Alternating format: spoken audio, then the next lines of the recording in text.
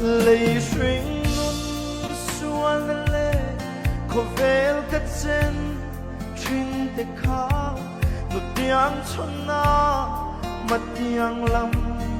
pan turin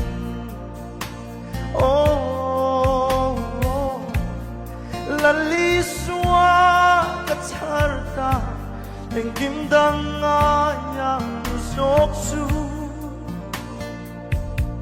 at akan ni ko vel par moi na le rau bui na chan ma ila la li swa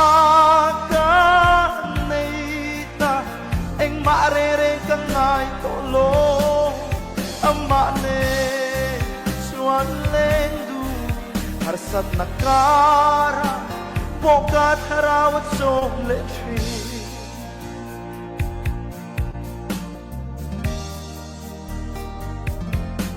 ka hun kal ta tikha ka don kir sa ni te ya ma ni nom na mai kalo mang trina oh at sangi kallim tri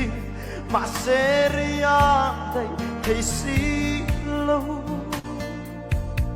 bay don na mai ko vel par moi na le rau bui na chan ma ila la li swa ka nei ta eng ma re reng ka ngai to lo amma ne swan leng du ni har sat na kara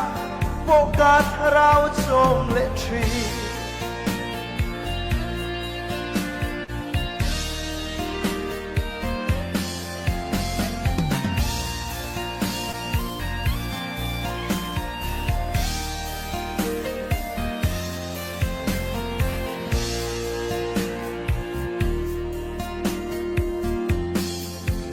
na sual tin reng te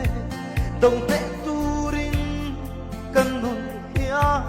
sak na ten nei to lovin sao ma se oh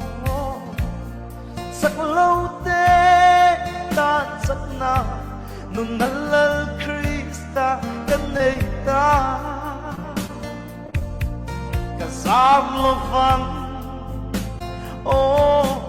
ko vel par moi na le rau bui na chan ma ila la li swa ka nei ta eng ma re re ka ngai to lo amma ne swan leng du ni har sat na kara pokat harawat song le tri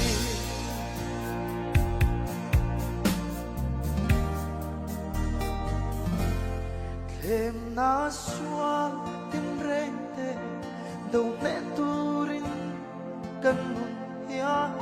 sak na ten nei to lovin sao ma se oh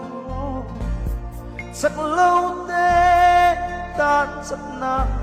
nun halal krista kan nei ta ka zam lo vang oh ko vel par moi na le rau bui na chan ma ila la li swa ka nei ta eng ma re re ka ngai to lo amma ne swan le du ni har sat na kara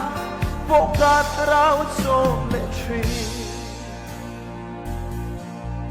oh oh oh oh